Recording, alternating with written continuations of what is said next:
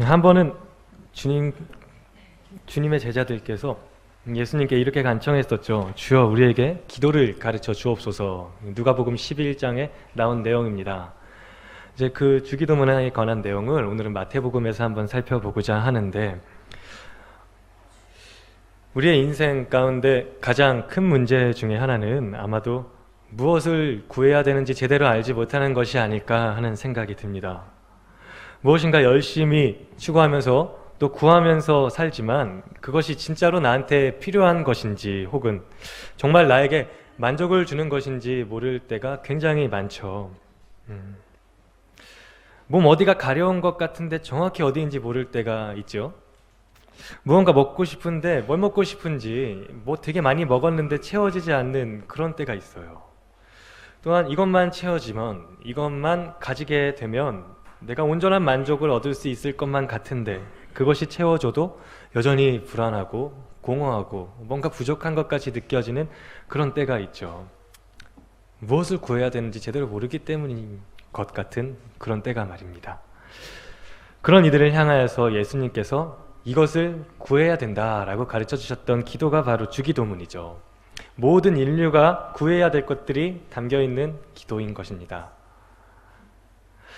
그리고 이렇게 너희는 이것을 구해야 된다, 이게 중요한 것이다 라고 알려주시기 전에 이렇게 기도하면 안 된다라는 것을 먼저 가르쳐 주셨습니다. 오늘은 이 내용에 관해서 자세히 살펴보고자 합니다. 예수님께서는 두 가지 말씀하셨어요. 첫 번째, 바리새인들과 같이 기도하지 말아라. 두 번째, 이방인들과 같이 중언부언하지 말아라. 이 바리새인들과 같이 기도하는 것이란 무엇일까요? 바로 오늘 본문에 나온 5절 말씀과 같은 것입니다. 또 너희는 기도할 때 외식하는 자와 같이 하지 말라. 그들은 사람에게 보이려고 회당과 큰 거리 어귀에 서서 기도하기를 좋아하느니라 라고요. 그 당시 유대는 모든 사람들이 전부 다 하나님을 믿었던 시대였죠. 우리가 상상하지 못한 그런 시대입니다.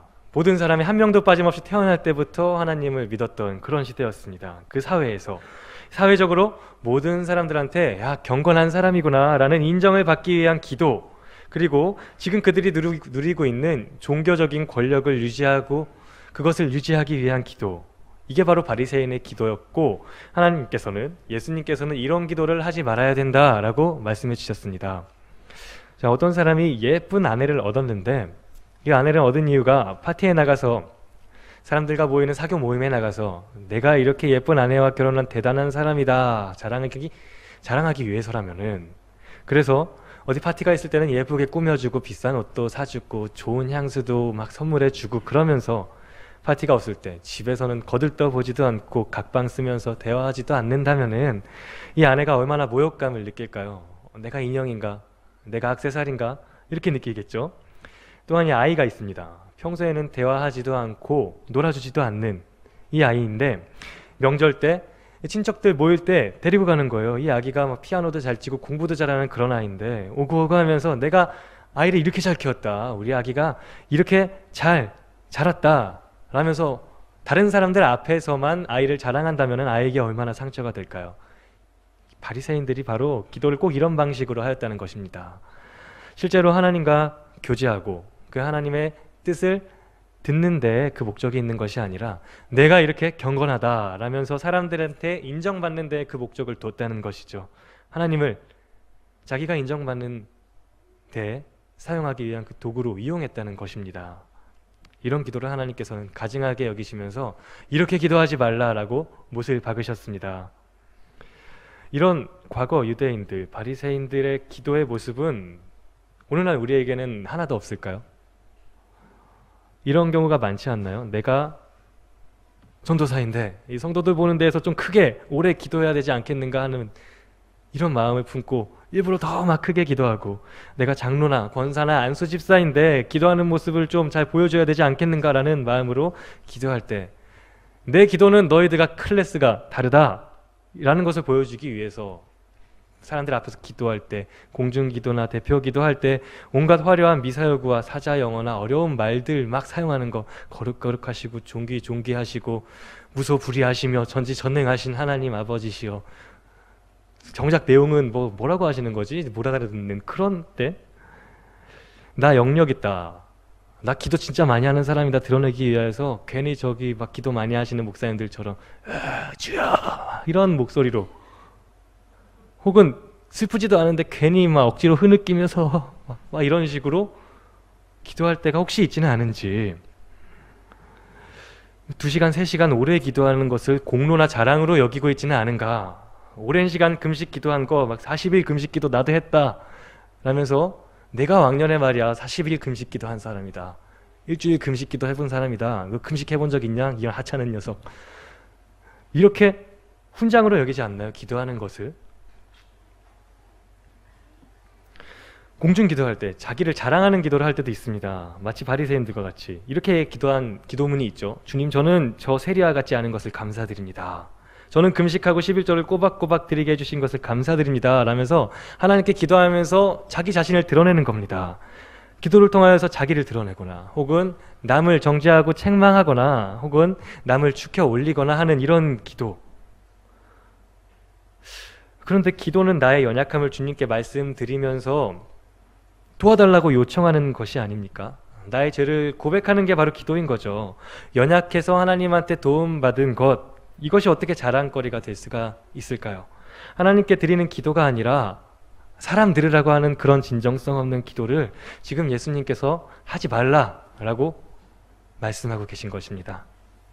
그러면은 진정한 기도는 어떤 기도인가? 그것을 이제 주님께서 말씀해 주시지요. 6장 6절을 다 같이 읽어보겠습니다. 6장 6절 시작. 너는 기도할 때 내 골방에 들어가 문을 닫고 은밀한 중에 계신 내 아버지께 기도하라. 은밀한 중에 보시는 내 아버지께서 갚으시리라. 아멘. 골방은 어떤 방인가요? 예전에 농경사에서 보면 골방이란 큰 방 옆에 곡식 쌓기 위해서 뭐 창고나 저장고처럼 사용하던 햇빛도 들어오지 않던 그런 밀실 같은 것이죠. 그곳에서 기도하라고 말씀하시는 겁니다. 물론 사람들 많은 교회당 안에서도 당연히 기도해야 되겠지만 아무도 없는 곳에서 다른 누구 들으라고 하는 것이 아니라 다른 누구한테 하는 기도가 아니라 오직 하나님께만 집중해서 기도하는 그 기도가 진짜 기도라고 말씀하고 계신 것이죠. 그 골방 기도가 말입니다. 제가 결혼한 지 이제 얼마 안 됐는데 결혼하기 전에 아내를 혼자서 짝사랑을 6개월 동안 했습니다.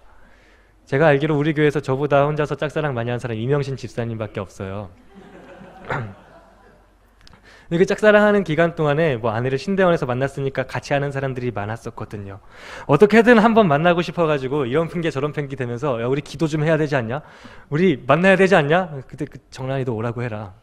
이런 식으로 여러 사람들 모아서 만났어요. 그렇게 6개월을 지내다가 드디어 사귀게 되었죠. 교제하게 되었습니다. 그때도 제가 여러 사람들한테 연락해서 같이 만났을까요? 니들은 니들끼리 만나라. 나는 둘이 만나겠다. 그러면서 단둘이서 영화도 보고 카페도 가고 그냥 어떻게든 둘이 있고 싶어가지고 노력했죠. 끼지 마 우리 데이트하는데. 그런 식으로 사람들 밀어내면서요. 이게 바로 관계가 깊어짐에 따라서 자연스럽게 일어나는 현상 아닌가요? 아닌가요? 맞죠? 너무 오래돼서 기억 안 나시는 것 같은데 한번 생각해 보세요. 하나님께서 우리에게 이런 친밀한 관계를 원하시는 것입니다. 누구 끼는 사람 없이 아무도 없는 곳에서 단둘이 만나자고 말씀하고 계시는 것이죠. 나랑 독대하자 골방에서 라고 우리한테 말씀하고 계시는 것입니다. 또한 골방에서 하나님과의 독대는 이런 의미도 있습니다. 과거에 이제 어느 대통령을 모시던 분이 대통령이 자기에게 힘을 실어주시던 방법에 대해서 이야기했어요. 국무회의가 다 끝나고 이제 모두 뿔뿔이 흩어질 때 이 대통령이 뒤에서 부르는 거예요. 저기 누구누구 장관님 잠깐 저랑 얘기할 시간이 있으십니까? 차나 한잔 하시겠습니까? 그래서 예. 그리고 가면은 뭐 10분 20분 동안 둘이서 대화를 하는데 별 얘기 안 했대요. 항상 오늘 날씨가 참 좋죠. 애들은 잘 자랍니까? 뭐 이런 대화하다가 그냥 차 한잔 마시고 갔다는 거예요. 그런데 이렇게 독대를 마치고 나오면은 이 사람 어깨에 엄청난 힘이 실리게 되는 거죠. 사람들 보기에 저 사람 대통령이랑 독대하고 나서 도대체 무슨 얘기한 거지? 야, 저 사람 대통령이랑 독대하는 사람이야. 이 사람도 나 대통령이랑 독대했다 라면서 굉장한 힘이 실리게 되는 것이죠. 이것이 바로 독대, 단둘이 만나는 그 만남의 힘입니다. 만약에 내가 회사 사장님과 자주 독대하는 사이라면은 내가 얼마나 힘이 실릴까요? 내가 얼마나 그, 있잖아요. 그런 거 얼마나 자랑스럽겠습니까?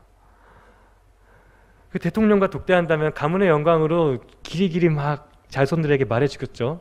내가 예전에 이 대통령과 독대한 적이 있다 그러면서 자랑하겠죠.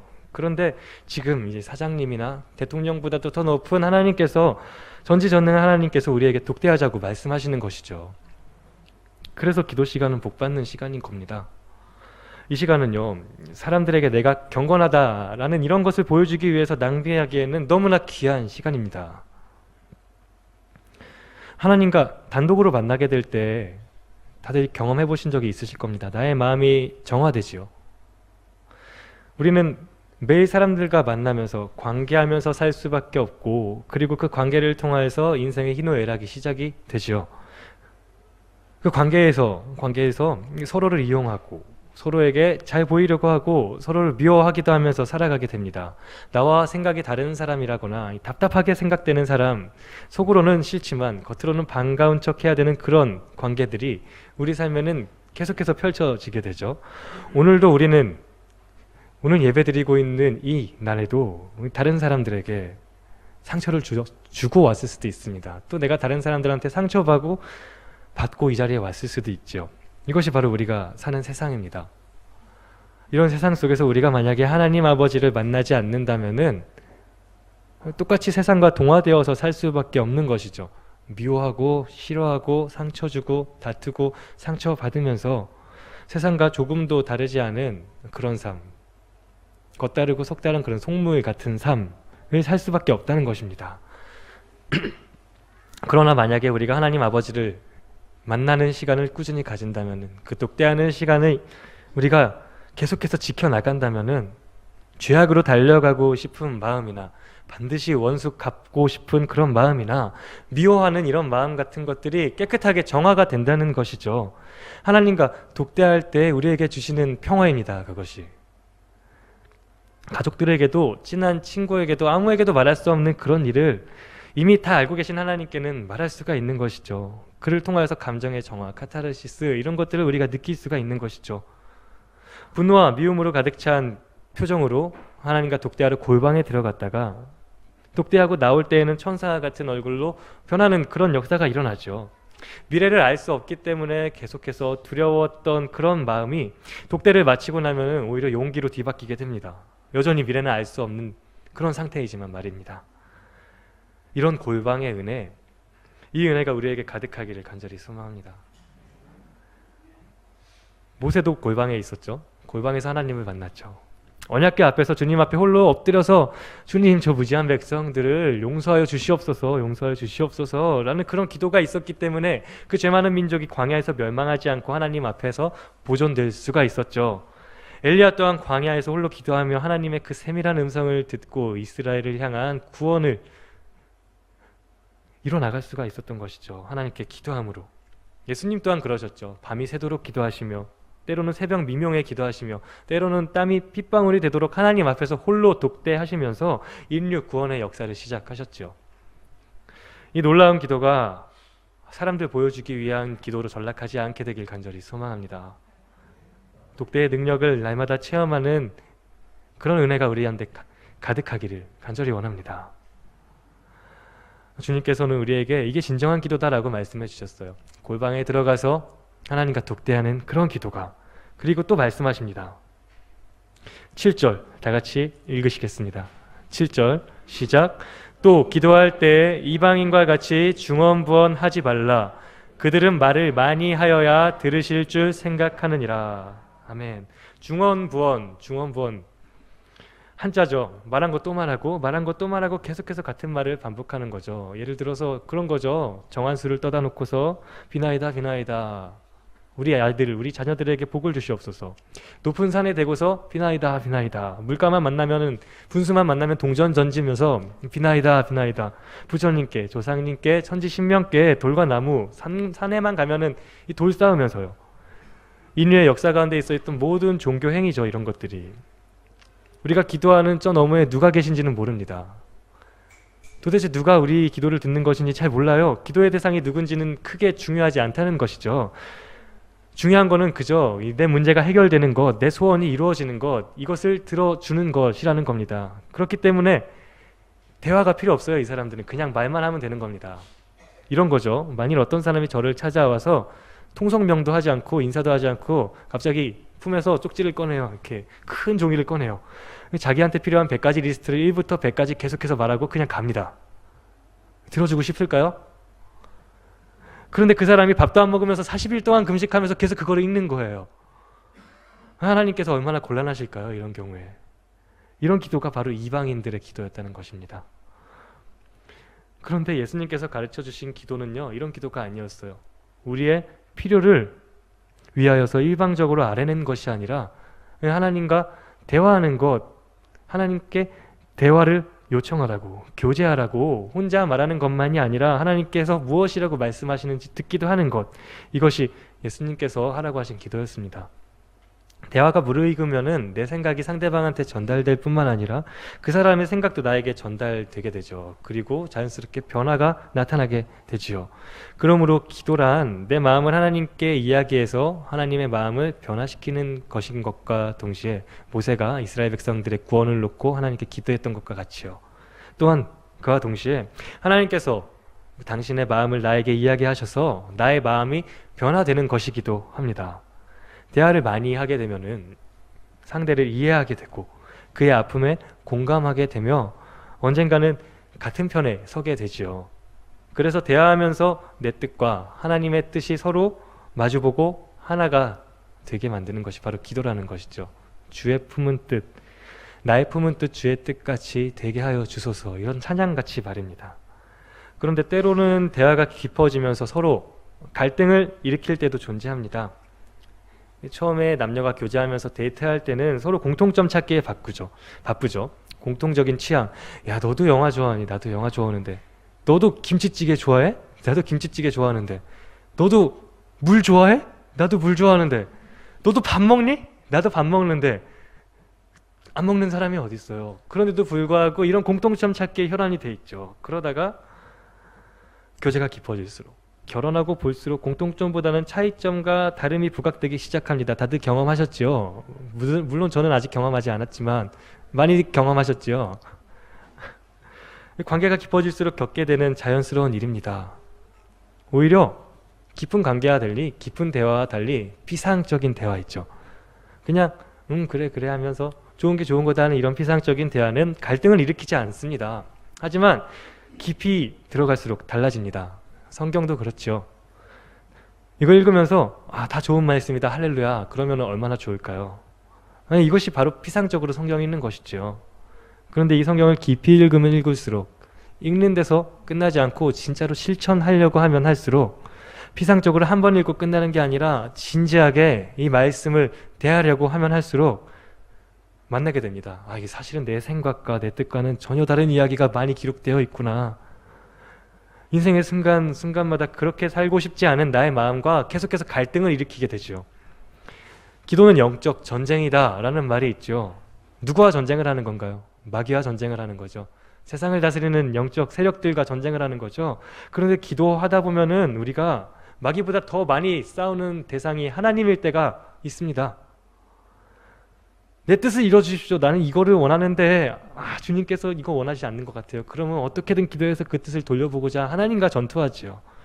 기도하지 않을 때는 아무 생각 없이 불법을 행하면서 사람들을 마음대로 그냥 미워하면서 내 마음에 들지 않으면 미워하고 내 이익을 최선으로 생각하면서 이기적으로 굴고, 난 그게 뭐 대수냐, 아무렇지도 않게 그냥 죄인 줄 인식도 못하고 살아가다가 하나님께 마음을 열고 기도하면은 주님께서 내 안에 들어오셔서 하나씩 지적해 주시기 시작하죠. 마음에 양심의 가책을 일으켜 주시기 시작하죠. 그게 아니다, 그것도 아니다, 그것도 아니다. 나를 괴롭히기 시작합니다. 때로는 그 하나님께서 내 것을 막 가져가려고 하십니다. 물질도, 내 미래도 다 나한테 맡겨라. 엄청난 요구를 하실 때가 있죠. 그래서 번민하고 반항하고 거절하면서 성령의 요구를 외면하려고 합니다. 하지만 하나님께서는 포기하지 않으시죠. 어느 때까지 포기하지 않으십니까? 우리가 항복할 때까지 포기하지 않으시죠. 그래서 마침내 내 마음을 내려놓고 하나님께 항복하게 될 때, 하나님 뜻대로 살려고 결심하게 될 때, 그때 내 마음에 큰 평화가 찾아오게 되는 것이죠. 일주일 동안 모두 힘들게 살아오셨잖아요. 야근도 막 해가면서, 토요일 출근도 해가면서, 오늘 주일 아침에 쉬고 싶은데 마음의 갈등을 일으켜서 나오게 된 이유, 이 자리에 지금 앉아있는 이유 뭘까요? 기도 한번 잘못해서 그런 거 아닙니까? 하나님 내 마음에 들어와 주셔서 주님의 마음을 주시옵소서. 쉬고 싶은데 일어나서 예배의 자리에 나올 수 있는 거.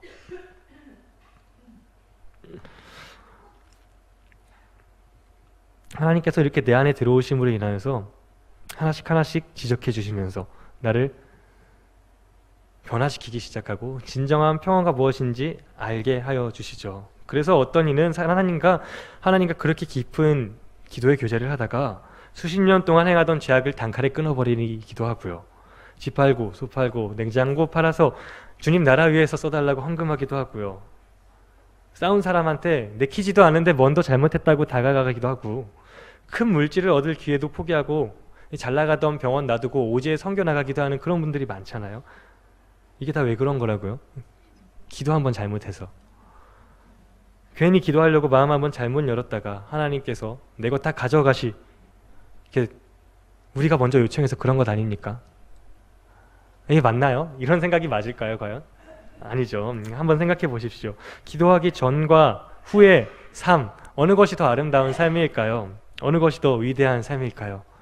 이렇게 하나님께 내 자신을 열고 하나님께 간구하게 된다면은 하나님께서 나를 보람있고 위대한 그의 일에 사용하게 되시는 것을 경험할 수가 있게 될 것입니다. 비록 그 과정은 내 마음과 계속해서 갈등을 일으키기 때문에 과정은 힘들다고 할지라도 결국에는 가장 큰 기쁨과 평화를 누리게 되는 길로 인도하신다는 거죠. 예수님께서 우리에게 이렇게 너의 마음을 여는 기도를 해라, 중언부언하며 너희 소원만 말하지 말고 마음을 여는 기도, 교제하는 기도를 해라, 이방인들처럼 너의 소원만 구하지 말아라 라고 하신 이유가 바로 8절에 나와 있습니다. 8절을 다 같이 읽겠습니다. 8절 시작. 그러므로 그들을 본받지 말라. 구하기 전에 너희에게 있어야 할 것을 하나님 너희 아버지께서 아시느니라. 이방인들처럼 이거 달라 저거 달라고 나한테 기도할 필요가 없다. 왜냐하면은 하늘에 계신 너희 아버지 하나님께서 너희에게 무엇이 필요한지 이미 다 아시기 때문이다 라고 말씀하시는 거죠. 무엇을 먹을까, 무엇을 입을까, 무엇을 마실까 염려하는 대신에 그건 이미 하나님 아버지께서 다 아시는 거니까 그 기도 말고 다른 기도하라는 겁니다. 마태복음 6장 33절 먼저 그 나라와 위를 구하라 라고 하시는 거죠. 먼저 하나님의 나라와 그 뜻이 이 땅에 이루어지기 위해서 기도해야 된다고 가르치시는 것입니다. 그런데 이 말씀이 참 나에게 시험이 될 때가, 우리에게 굉장히 아픔으로 다가올 때가 많죠. 전지전능하시고 필요한 모든 것을 다 아신다고 하셨으면서 왜 내 필요와 염려를 다 아신다고 했으면서 왜 안 채워주시는 건가? 나 싫어하시나? 날 미워하시나? 이런 의문이 들 때가 있죠. 이 아비규환과 같은 세상 속에서 발 붙이고 사는 우리는 매일 염려와 싸울 수밖에 없죠. 염려하며 살 수밖에 없습니다. 그런데 어떻게 보이지 않는 하늘 아버지만 믿고 우리가 염려하지 않으면서 살 수가 있다는 말입니까? 예수님께서는 저기 혼자서 하늘 좋은 데 사시면서 땅에 사는 우리한테 염려하지 말거라, 저기 멀리 하늘에 사시는 분이니까 이런 말 하실 수 있는 거 아니냐, 이런 생각이 들 때가 있지 않나요? 그런데 이 본문의 시대적인 배경이 어떠했었는지 보면은 그렇지 않다는 것을 알 수 있습니다. 예수님이 제자들에게 이렇게 기도하라, 먼저 그 나라와 위를 구하여라, 너희 소원만 구하지 말고 이것을 먼저 구하여야 된다 라고 말씀하셨던 그 시대, 어떤 시대죠? 로마 제국이 통치하던, 유대인들 식민지 생활하던 시대였습니다. 아무리 벌어도 다 뺏어가요. 지도자들의 폐악 때문에 백성들이 견딜 수가 없습니다. 하루 벌어서 하루 연명하는 사람들이 온 천지에 가득했고요. 미래에 대한 꿈 같은 거는 오늘 먹고 살기도 힘든데 어떻게 미래를 생각합니까? 그런 사람들이 대부분이었어요. 게다가 앞으로 유대는 얼마 가지 않아서 멸망할 처지에 놓여 있었고요. 지금보다 100배는 살기 힘들었을 겁니다, 아마. 이런 시대상 속에서 하나님은 유대 땅의 가난뱅이들, 갸륵한 처지에 이런 사람들을 모아놓고 말씀하시는 겁니다. 아무것도 염려하지 말아라. 하나님께서 다 아신다. 먼저 그의 나라와 위를 구하라 라고 말입니다. 아무리 고통스러운 상황 속에서도 내 필요와 어려움을 해결해달라는 이 기도보다도 먼저 그 나라와 위를 구하라는 이 기도를 먼저 하라고 말씀해 주신 겁니다. 이게 무슨 뜻일까요? 이 힘겨운 시대 속에서 예수님이 가르쳐 주신 이 말씀의 의미는 과연 무엇일까요? 우리에게는 늘 필요한 것이 있고 우리에게는 또 늘 아픔과 고통도 함께 있지요. 그렇다면은 우리는 살펴볼 필요가 있습니다. 이 고통의 근원은 어디인가? 과연 어디서부터 언제부터 시작된 것인가? 원래 하나님께서는 이 세상을 고통 없고 풍성하고 평화로운 완벽한 세상으로 지어 놓으셨잖아요. 그런데 그 세상을 깨뜨린 것은 우리가 하나님의 뜻을 저버렸기 때문이죠. 그 때문에 그때부터 죽음이 시작되고 고통이 시작됐던 것이죠. 그러므로 먼저 그의 나라와 위가 세워지는 것을 구하라는 것입니다. 근본적인 문제를 해결하라는 것입니다. 눈앞에 불만 끄는 것이 아니라 아예 근본적인 문제 자체를 없애기 위한 기도를 하라는 것이라는 것입니다. 이것이 바로 주기도문의 내용이었어요. 사방으로 우겨쌈을 당하여서 이리 쫓기고 저리 쫓기는 그런 삶 속이라고 할지라도 하나님의 뜻이 무엇인지를 알게 된다면, 이 시대에 우리에게 원하시는 하나님의 나라가 어떤 것인지를 알게 된다면요, 그리고 이 시대에 이 땅에 그 하나님의 위가, 하나님의 나라가 세워질 것을 진정으로 기도하면서 그런 삶을 살게 된다면은 우리는 강하게 억누르는 세상과 그 고통의 틈바구니 안에서 그저 괴로워하기만 하면서 살지 않게 될 것입니다. 우리가 먼저 그 나라와 위를 구하는 그 기도를 할 때 비로소 세상을 아우르면서 세상의 균형자 역할을 하면서 세상의 빛과 소금의 역할을 하면서 평화를 만드는 이들이 되게 될 것입니다. 이것이 하나님의 나라와 그 위를 구하라는 기도의 의미인 것이죠. 지금 내 필요만 구하는 그 기도 가지고는 이 땅의 문제가 해결될 수가 없다라는 것이 바로 예수님의 말씀이라는 겁니다. 근본적으로 이 땅을 변화시키려면은, 근본적으로 이 문제들, 이 사람들이 괴로워하고 있는 이유들을 고치려면은 나의 필요만 구하는 이방인들과 같은 그 기도가 아니라 먼저 그의 나라와 위가 이 땅에 세워질 것을 기도해야 된다라고 말씀하고 계시는 것입니다.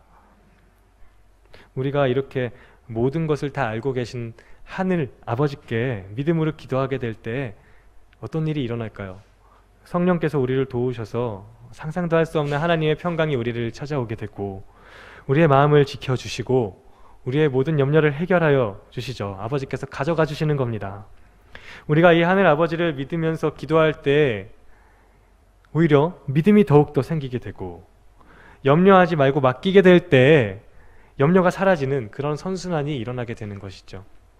이렇게 좋은 기도인데 우리가 여지껏 기도하지 않으며 살아온 적이 있었나요? 한번 돌이켜봤으면 좋겠습니다. 이렇게 좋은 기도인데 신앙생활에 기도는 큰 의미가 없다, 이런 생각을 혹시 가지고 계시지는 않았는지, 기도 그렇게 막 울부짖으면서 막 침 튀겨가면서 울면서 고상하지 못하게 그렇게 할 필요가 있나? 그냥 열심히 노력하면서 하나님 뜻대로 좋은 일 하면서 살면은 되지 않냐, 이런 생각 가지고 계시다면은 이게 굉장히 크게 오해하고 계신 거죠. 우리는 그렇게 살 수가 없습니다. 기도하지 않고는 주님 말씀대로 따라서 살 수가 없다는 것이죠. 우린 그렇게 대단하고 강한 존재가 아니라는 것입니다. 굉장히 연약하고 이미 한번 깨어진 존재이기 때문에, 그렇기 때문에 우리는 더욱더 기도를 시작해야 된다는 것이죠. 혹시 우리가 지금 기도는 하고 있는데 이거 주세요, 저거 주세요 하는 이런 기도만 하고 있다면은 마음을 열기를 바랍니다. 하나님께요. 내 속에 있는 모든 것 다 내놓고 하나님은 뭐라고 말씀하시는지를 들어봤으면 좋겠습니다. 골방으로 들어가서 하나님과 그 독대하자고 우리에게 지금 손 내밀어 주시는 그 하나님 손을 붙잡고 하나님과 깊은 교제를 나누는 사이가 되기를 바랍니다. 예수님을 믿은 지 오래된 지체 중에 기도를 자기의 경건을 사람들 앞에서 드러내는 도구로, 그런 이익으로 삼을 때는 없는지, 사람에게 보이기 위해서 기도하고 하나님께는 기도하지 않는 그런 어리석은 행동들을 하고 있지는 않은지 돌이켜보면서 오직 하늘에 계신 우리 아버지께만 기도하며 살 수 있기를 간절히 바랍니다. 하나님과 골방에서 독대하는 그 엄청난 은혜를 누리며 살 수 있게 되기를 간절히 소망합니다. 이 시간 찬양단 나오셔서